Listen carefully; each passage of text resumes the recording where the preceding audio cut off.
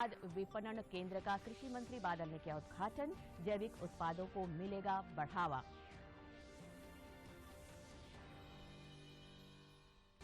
और भाकपा माओवादी के 25 लाख रुपए के इनामी नक्सली उमेश यादव ने किया आत्मसमर्पण। 90 लाख रुपए ठगी के आरोप में शातिर साइबर अपराधी चढ़ा पुलिस के हत्थे।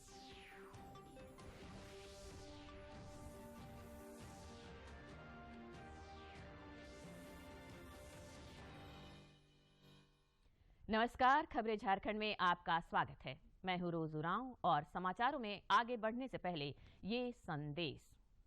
कोरोना वायरस के नए स्वरूप ओमिक्रॉन को देखते हुए आपसे अपील है कि सतर्क रहें और पूर्ण टीकाकरण कराएं। 15 से 18 वर्ष के किशोरों और अन्य लोगों के टीकाकरण में भी मदद करें। सुरक्षित रहने के लिए कृपया 3 सरल उपायों का पालन अवश्य करें। मास्क पहनें, 2 गज की सुरक्षित दूरी बनाए रखें, हाथ और चेहरा साफ रखें। कोविड से संबंधित किसी भी जानकारी और मार्गदर्शन के लिए राष्ट्रीय हेल्पलाइन नंबर 0112397846 और 1075 पर संपर्क करें। और अब समाचार विस्तार से। प्रधानमंत्री नरेंद्र मोदी ने आज रक्षा क्षेत्र में आत्मनिर्भरता कार्य के लिए आह्वान विषय पर एक वेबिनार को संबोधित किया। इस मौके पर उन्होंने कहा कि भारत आज विश्व की महाशक्तियों में आगे आ गया है। रक्षा क्षेत्र में क्रांतिकारी परिवर्तन आए हैं। में लगभग 70% सिर्फ डोमेस्टिक इंडस्ट्री के लिए रखा गया है। डिफेंस मिनिस्ट्री अब तक 200 से भी ज्यादा डिफेंस प्लेटफॉर्म्स और इक्विपमेंट की पॉजिटिव इंडिजनाइजेशन लिस्ट जारी कर चुकी है। प्रधानमंत्री ने आत्मनिर्भरता और मेक इन इंडिया पर जोर देते हुए कहा कि सरकार देश में ही रक्षा उपकरणों के विनिर्माण के लिए अनुकूल तंत्र विकसित करने की दिशा में लगातार कार्य कर रही है। वेबिनार की theme Aatmanirbhar in defence, call to action, देश के इरादों को स्पष्ट करती है। बीते कुछ वर्षों से भारत अपने डिफेंस सेक्टर में जिस आत्मनिर्भरता पर बल दे रहा है, उसका कमिटमेंट आपको इस वर्ष के बजट में भी दिखेगा। यूक्रेन के हालात ठीक नहीं हैं। रूस के हमले के बाद वहां पर आम जनजीवन काफी हद तक प्रभावित हुआ है। ऐसे में भारत के उन युवाओं के लिए चिंता बढ़ गई है जो मेडिकल की पढ़ाई के लिए यूक्रेन गए हुए हैं। ऐसे ही युवाओं में से एक रांची के चान्हो के रहने वाली हफीजा शम्स भी हैं। मसीहुद्दीन की छोटी पुत्री हाफिजा शम्स डॉक्टर की पढ़ाई करने के लिए दिसंबर 2020 में यूक्रेन के पुल्तावा शहर गई हुई थी। रूस के द्वारा अचानक हमले के कारण अब वह यूक्रेन में फंसी हुई महसूस कर रही है। परिवार वालों को हाफिजा की चिंता सता रही है। इस बुनियाद पर हमारे जितने खानदान के लोग हैं, घर वाले हैं, सब परेशान हाल हैं। इसलिए आप सरकार से मेरी गुजारिश है कि हाफिजा शम्स मसीह को हिंदुस्तान लाने का पूरी कोशिश करें। उधर हाफिजा भी यूक्रेन के बदले हालात से भयभीत है। वह भी वतन वापसी के लिए बेताब है। उन्होंने भारत सरकार से यूक्रेन में फंसे सभी भारतीयों को सकुशल वापसी की गुहार लगाई है। मेरा नाम हाफिजा है, मैं झारखंड से हूँ। मैं यहाँ यूक्रेन में फंसी हुई हूँ। मेरे साथ बहुत सारे बच्चे हैं जो यहाँ पे फंसे हुए हैं। मैं इंडियन गवर्नमेंट से अपील करती हूँ कि हम सबको जल्दी से जल्दी बाहर निकालने की कोशिश करें। भारत सरकार भी यूक्रेन में रहने वाले भारतीयों को लेकर चिंतित है। उन सब की सकुशल वापसी के लिए उच्च स्तर पर प्रयास किए जा रहे हैं। प्रधानमंत्री नरेंद्र मोदी ने रूस के राष्ट्रपति से टेलीफोन से बातचीत कर अपनी चिंता से उन्हें अवगत कराया है। लोहरदगा से आसिफ की रिपोर्ट। इधर चतरा के सांसद सुनील कुमार सिंह ने विदेश मंत्री एस जयशंकर से यूक्रेन में फंसे भारतीय छात्र छात्राओं को भारत वापस लाने की अपील की है। उन्होंने इस संबंध में अपने संसदीय के 3 विद्यार्थियों के वहां फंसे होने की सूचना पत्र के माध्यम से दी है। राज्यपाल रमेश बैस के अभिभाषण के साथ ही झारखंड विधानसभा का बजट सत्र आज से शुरू हो गया। राज्यपाल ने अपने संबोधन में राज्य सरकार द्वारा किए जा रहे विकास कार्यों से सदन को अवगत कराया। इस दौरान राज्यपाल ने कहा कि प्रत्येक सदस्य का यह दायित्व है कि वे राज्य हित को सर्वोपरि रखते हुए जनता की आकांक्षाओं को पूरा करें। चाहे पूज्य बापू का ग्राम स्वराज का सपना हो, बाबा साहब की सामाजिक न्याय की नीति हो, नेहरू जी का आधुनिक भारत बनाने का स्वप्न हो, या भगवान बिरसा मुंडा का सामाजिक दर्शन हो, हमें इससे पहले विधानसभा परिसर पहुंचने पर राज्यपाल रमेश बैस का विधानसभा अध्यक्ष रविंद्रनाथ महतो ने स्वागत किया। राज्यपाल को विधानसभा परिसर में गार्ड ऑफ ऑनर भी दिया गया।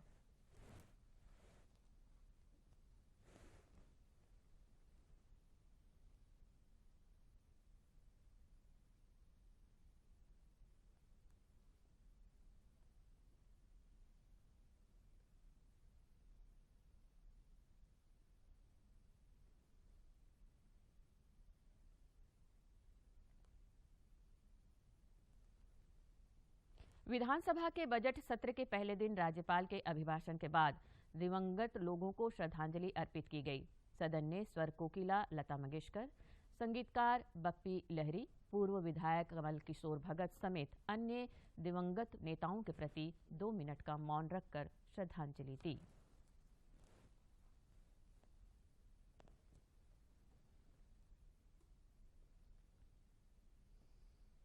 करीब 1 महीने तक चलने वाले विधानसभा के बजट सत्र के हंगामेदार रहने के आसार हैं। 3 मार्च को आगामी वित्तीय वर्ष का बजट पेश किया जाएगा। सत्र के पहले दिन आज भाजपा विधायक अर्पणा सेनगुप्ता और अमित मंडल, आजसू पार्टी के लंबोदर महतो, भाकपा माले के विनोद कुमार सिंह समेत कई अन्य सदस्यों ने स्थानीय और नियोजन नीति को लेकर विधानसभा के मुख्य द्वार पर प्रदर्शन किया। साथ ही साथ अपने क्षेत्र की समस्याओं को लेकर कई सदस्यों ने भी विधानसभा के मुख्य द्वार पर प्रदर्शन किया।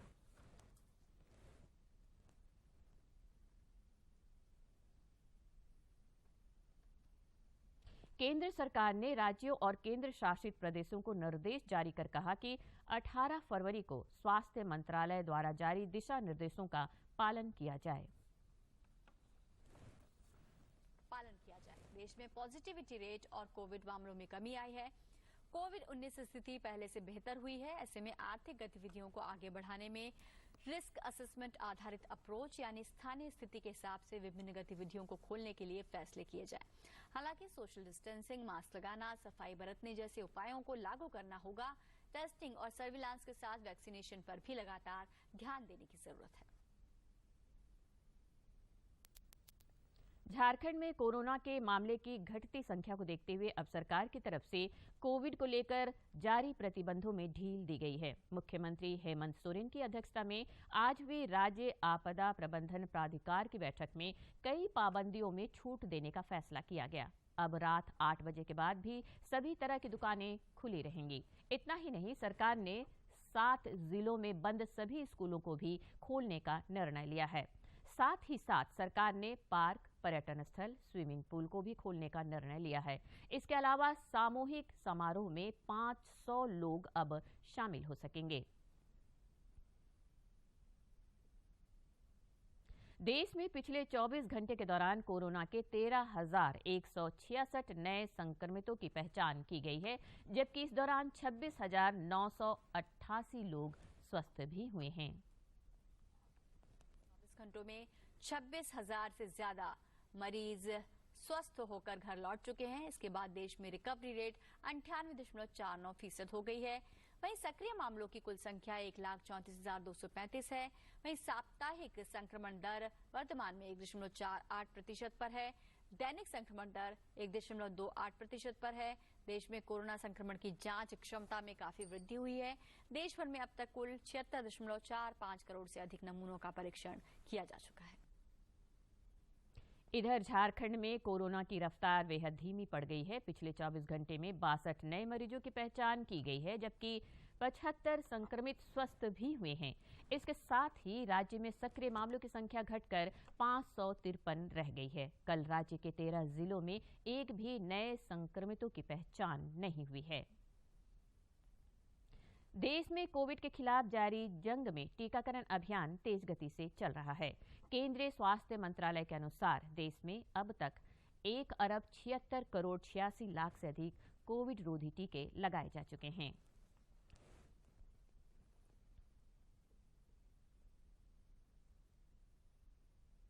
कोडरमा जिले के उपायुक्त आदित्य रंजन ने कल सदर अस्पताल का औचक निरीक्षण किया।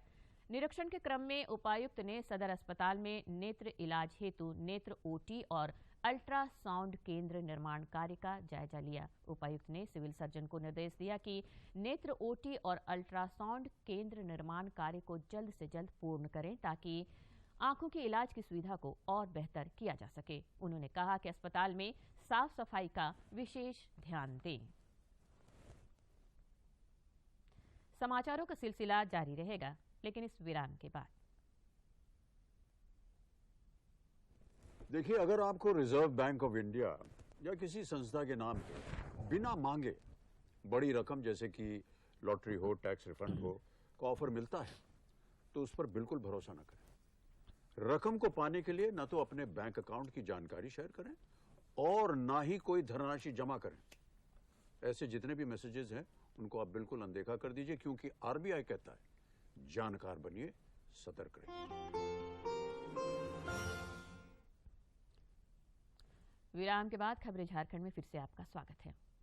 कृषि पशुपालन एवं सहकारिता विभाग की ओर से झारखंड में जैविक खेती को बढ़ावा देने के उद्देश्य से रांची में कृषि मंत्री बादल ने राज्य के प्रथम जैविक उत्पाद विपणन केंद्र का उद्घाटन किया।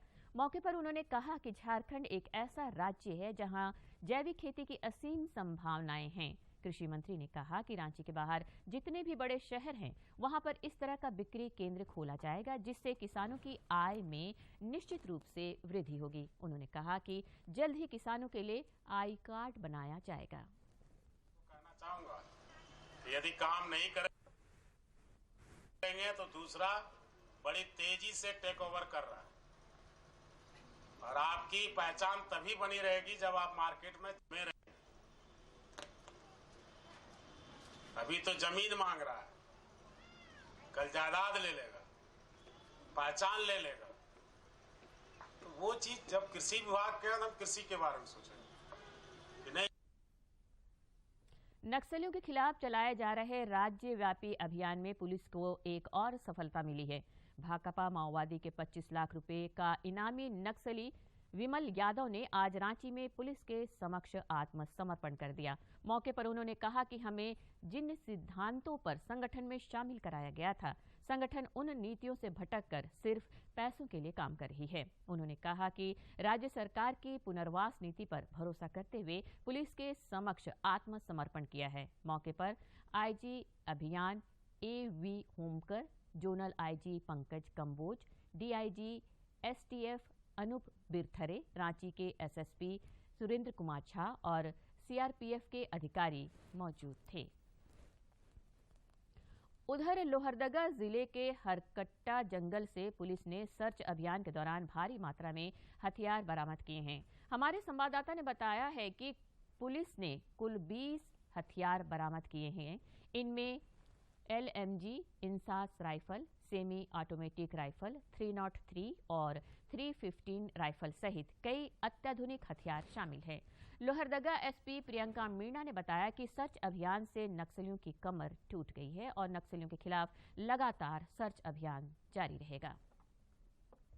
अपराध अनुसंधान विभाग रांची की टीम ने कोडरमा जिले के प्रभु महतो की शिकायत पर 90 लाख रुपए की ठगी करने के आरोप में एक साइबर अपराधी को ओडिशा से गिरफ्तार किया है। गिरफ्तार अपराधी पर इंटरनेट के जरिए कॉल कर कौन बनेगा करोड़पति कार्यक्रम में विजेता के नाम पर रुपए ठगने का आरोप है। प्रधानमंत्री नरेंद्र मोदी 27 फरवरी को सुबह 11 बजे आकाशवाणी पर मन की बात कार्यक्रम में देश विदेश के लोगों से अपने विचार साझा करेंगे। दूरदर्शन और आकाशवाणी के समूचे नेटवर्क पर इसका सीधा प्रसारण किया जाएगा। कुछ किस्से, कहानी कुछ सफलताओं की, अनकही विरासत की, उम्मीदें नए भारत की। महीने के आखिरी रविवार का रहता है इंतजार। मलयाचल के आंचल से विंध्याचल के आंगन तक, ब्रह्मपुत्र के घाट से हिमालय के विस्तार तक होती है मन की बात प्रधानमंत्री के साथ। तो सुनिए इस महीने 27 फरवरी सुबह 11 बजे मन की बात आकाशवाणी और दूरदर्शन के सभी चैनलों पर। आप भी माननीय प्रधानमंत्री के मन की बात का हिस्सा बन सकते हैं। इसके लिए आप अपने सुझाव post box number 111 Akashvani Delhi पर भेज सकते हैं या नमो ऐप या माई गव के ओपन फोरम में पोस्ट कर सकते हैं। तो याद रखें, रविवार 27 फरवरी सुबह 11 बजे। भारत ने 3 T20 अंतर्राष्ट्रीय क्रिकेट मैचों की श्रृंखला के पहले मुकाबले में कल श्रीलंका को 62 रन से हरा दिया। भारत ने पहले बल्लेबाजी करते हुए निर्धारित 20 ओवर में 2 विकेट पर 199 रन बनाए। जवाब में श्रीलंका की टीम निर्धारित 20 ओवर में 6 विकेट पर 137 रन पर ही सिमट गई। 57 रन की नाबाद पारी खेली। इनके अलावा कप्तान रोहित शर्मा ने 32 गेंदों में 44 रन बनाए। इस जीत के साथ ही भारत ने T20 अंतर्राष्ट्रीय मैचों में लगातार 10वां मैच जीतकर पाकिस्तान को पीछे छोड़ दिया है। पाक टीम ने 2018 में लगातार 9 T20 मैच जीते थे। T20 अंतर्राष्ट्रीय मैचों में लगातार सबसे ज्यादा मैच जीतने का वर्ल्ड रिकॉर्ड अफगानिस्तान के नाम पर है। उसने 2018 से 2020 के बीच लगातार 12 मुकाबले जीते हैं। राजधानी रांची समेत राज्य के कई हिस्सों में अगले 24 घंटे के दौरान गरज के साथ बारिश होने की संभावना है। रांची स्थित मौसम विज्ञान केंद्र ने इसे लेकर येलो अलर्ट जारी किया है। इधर पिछले 24 घंटे के दौरान राज्य के कई इलाकों में हल्के से मध्यम दर्जे की बारिश हुई, जबकि कुछ स्थानों पर ओलावृष्टि भी हुई। रांची और आसपास के इलाकों में भी ओले पड़े। बारिश और ओलावृष्टि से जनजीवन प्रभावित हुआ है। केंद्र सरकार के बेटी बचाओ बेटी पढ़ाओ अभियान को सफल बनाने को लेकर झारखंड की बेटियां कृत संकल्पित दिख रही हैं। शिक्षा और कला संस्कृति से लेकर खेलकूद में भी ये बेटियां प्रदेश से लेकर राष्ट्रीय और अंतर्राष्ट्रीय स्तर पर अपना परचम लहरा रही हैं।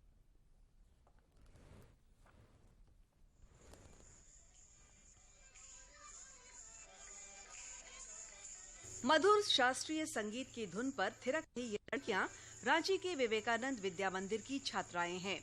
इनमें से एक रियाश्री पांडा ओडिसी नृत्य में अंतर्राष्ट्रीय स्तर पर प्रथम रही हैं।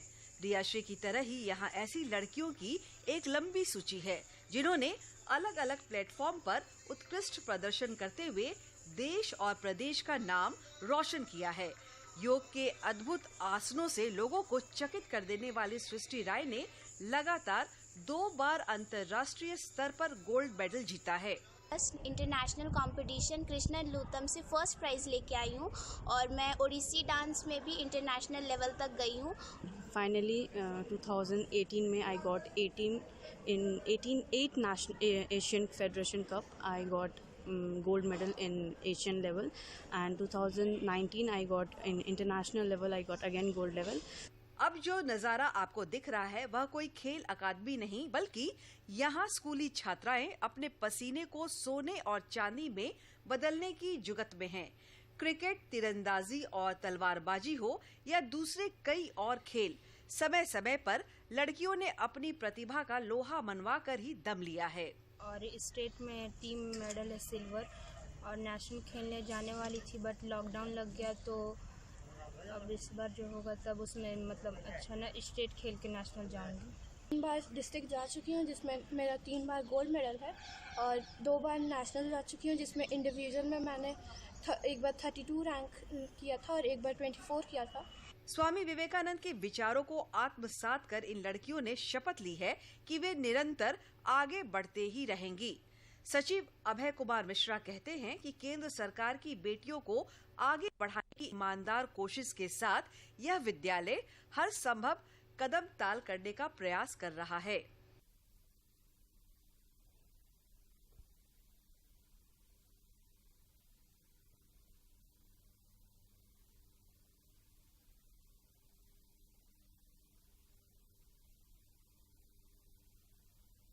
हाल के वर्षों में केंद्र सरकार देश की बेटियों को आगे बढ़ाने के लिए हर मुमकिन कोशिश कर रही है। बेटी बचाओ बेटी पढ़ाओ जैसी मुहिम का ही असर है कि शिक्षा और विज्ञान हो, खेल कूद या फिर कला संस्कृति, हर क्षेत्र में बेटियां नाम कमा रही है। रांची से अवधेश गौतम की रिपोर्ट। उप राजधानी दुमका में बेकार जलकुंभी लोगों के रोजगार और हुनर का बड़ा जरिया बन चुका है। जिस जलकुंभी को आमतौर पर लोग तालाब से निकालकर फेंक देते हैं या जला देते हैं, वही जलकुंभी सैकड़ों लोगों को रोजगार और हस्तशिल्प को नया आयाम दे रही है। पेश है एक रिपोर्ट। दुमका जिले की ये महिलाएं और युवतियां जलकुंभी की छटाई करने में जुटी हैं। ये जलकुंभियां इनके रोजगार और आर्थिक स्वावलंबन का जरिया बन चुकी है। हर रोज ऐसी सैकड़ों महिलाएं अलग अलग स्थानों पर ऐसे ही समूह में बैठकर सूखी जलकुंभियों की छटाई करती हैं। फिर गुणवत्ता के आधार पर उनके बंडल बनाती हैं और अलग अलग बोरों में भरकर उनकी पैकिंग करती हैं। इस काम के लिए अच्छी मजदूरी मिल रही है। जलकुंभी से रोजगार पाने वाले काफी खुश हैं। कई युवतियां पढ़ाई के साथ साथ इस काम के जरिए पैसे कमा रही हैं। और पढ़ाई के साथ साथ जलकुंभी वाला काम करते हैं और तरह तरह का सामान बनता है और बाजार में बिक्री होता है। हम लोग 40 जन है। इसी काम से रोजगार चल रहा है हम लोग का। दरअसल तालाबों में खरपतवार की तरह खुद से उग आने वाली जलकुंभी अब बेकार की चीज नहीं रह गई है, जिसे अब तक लोग तालाब से निकालकर फेंक देते थे। अब इन जलकुंभियों से कई तरह के उपयोगी सामान बन रहे हैं। Lifestyle, furniture, mat, basket, tray तथा अन्य घरेलू उपयोग एवं सजावट और फैशन की चीजें जलकुंभी से बनाई जा रही हैं। और हम लोग जलकुंडी में काम करते हैं और इससे तरह तरह का सामान बनते हैं और बाजार में बिक्री होते हैं और हमको ये सब रोजगार मिला है। इसके लिए लाहाती जैसी संस्थाएं काम कर रही हैं। ये संस्थाएं 100 से 150 किलोमीटर दूर से जलकुंभी जमा कर रही हैं।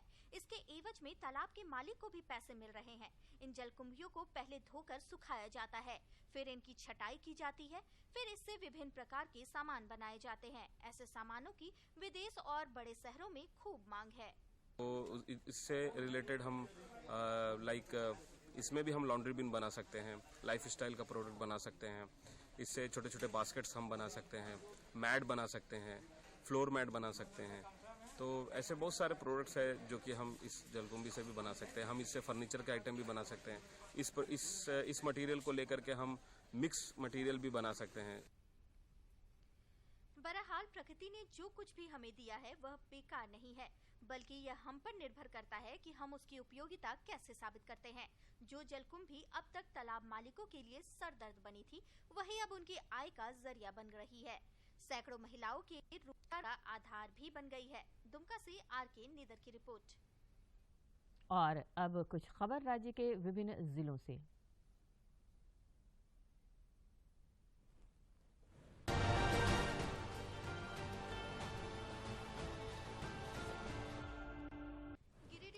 कोयला तस्करों के खिलाफ पुलिस सख्त है।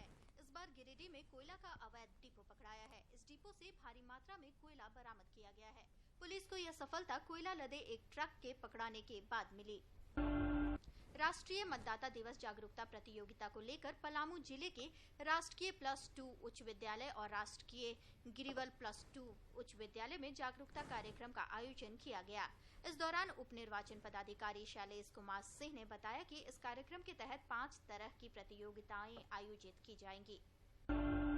पलामू के प्रमंडलीय आयुक्त जटाशंकर चौधरी ने विमला पांडे मेमोरियल ज्ञान निकेतन स्कूल की छात्राओं के साथ संवाद किया। उन्होंने बेहतर शिक्षा और सफलता के लिए छात्राओं को प्रेरित करते हुए कहा कि पढ़ाई के समय अपनी प्राथमिकता को समझना जरूरी है।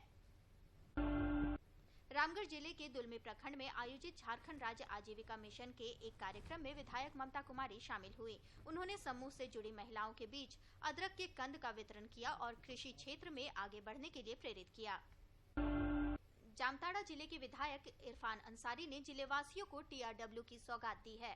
उन्होंने ट्रांसफार्मर रिपेयरिंग वर्कशॉप का उद्घाटन करते हुए कहा कि स्थानीय लोग इसकी मांग काफी समय से कर रहे थे। उन्होंने कहा कि TRW की स्थापना से दिवंगत फूककान अंसारी का सपना पूरा हुआ। भाजपा के प्रदेश अध्यक्ष दीपक प्रकाश ने 2 वर्षों का कार्यकाल पूरा कर लिया है। इस मौके पर कई पार्टी नेताओं ने उन्हें बधाई दी है। पार्टी प्रवक्ता कुणाल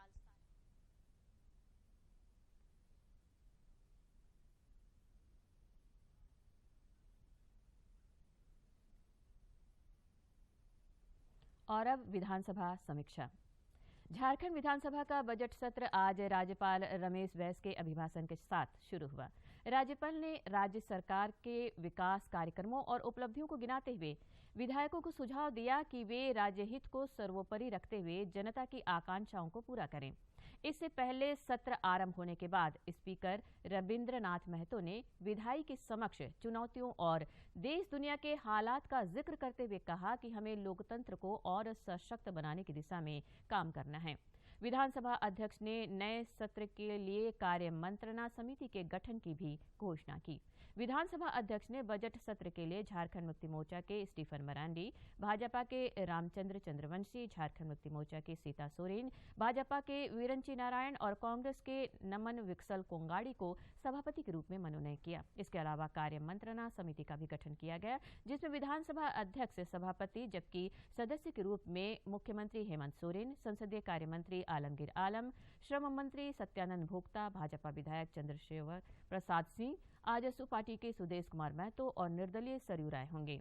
वहीं विशेष आमंत्रित सदस्य के रूप में मंत्री रामेश्वर उरांव, चंपई सोरेन, सत्तारूढ़ दल के मुख्य सचेतक नलिन सोरेन, विधायक स्टीफन मरांडी, लोबिन हेम्ब्रम, नीलकंठ सिंह मुंडा, विनोद कुमार सिंह, पूर्णिमा नीरज सिंह, प्रदीप यादव, सरफराज अहमद और रामचंद्र चंद्रवंशी शामिल है। राज्यपाल रमेश बैस ने अपने संबोधन में राज्य सरकार द्वारा किए जा रहे विकास कार्यों से सदन को अवगत कराया। उन्होंने कहा कि लोक कल्याणकारी योजनाओं का अधिकतम लाभ लक्षित व्यक्तियों तक पहुंच रहा है। जनहित में राज्य सरकार ने कई नीतियों में अपेक्षित सुधार किया है। नए झारखंड के निर्माण की दिशा में भी सरकार तेजी से काम कर रही है। राज्यपाल ने कहा कि 2 वर्षों में जमीनी स्तर पर किए गए सुधार का नतीजा है कि सभी क्षेत्र में अभूतपूर्व बदलाव आया है। और अंत में मुख्य समाचार एक बार फिर।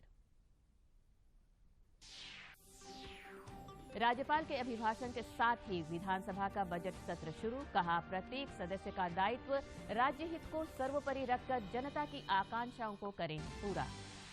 राज्य के 7 जिलों में भी 7 मार्च से कक्षा 1 से 8 तक खुल जाएंगे स्कूल। रात 8 बजे के बाद भी खुली रहेंगी दुकानें। राज्य आपदा प्रबंधन प्राधिकार की बैठक में लिया गया निर्णय। राज्य के पहले जैविक उत्पाद विपणन केंद्र का कृषि मंत्री बादल ने किया उद्घाटन। जैविक उत्पादों को मिलेगा बढ़ावा।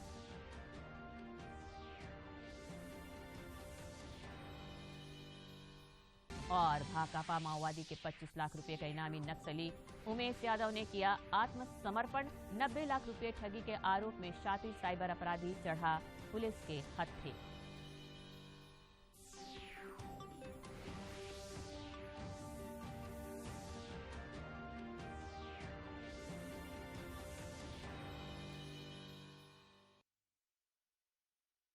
अपने अकाउंट से संबंधित लेन देन के बारे में तुरंत अलर्ट पाने के लिए अपने बैंक के पास अपना मोबाइल नंबर और ईमेल रजिस्टर कर दीजिए। अगर आपको किसी ऐसे लेन देन के बारे में अलर्ट मिलता है जिसे आपने नहीं किया है या फिर अधिकृत नहीं है, तो तुरंत अपने बैंक को आप सूचित करें। आरबीआई कहता है, जानकार बनिए, सतर्क रहिए।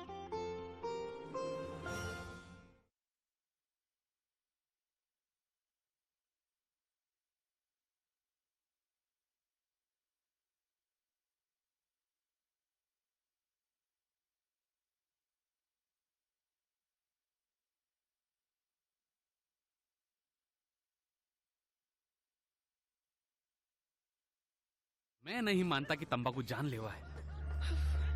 मैं नहीं मानता तंबाकू जानलेवा है। चाहे हम कुछ भी कहें, कुछ लोग हमारा संदेश नहीं सुनते। मैं नहीं मानता। तंबाकू जानलेवा है। ये चेतावनी हर पैक पर है। इसे पढ़िए और इस पर विश्वास कीजिए।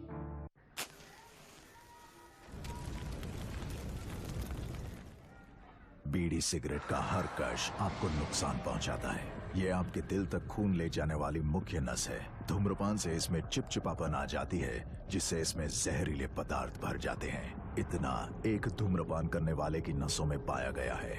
उम्र 32 वर्ष। बीड़ी सिगरेट का हर कश आपके लिए नुकसानदायक है।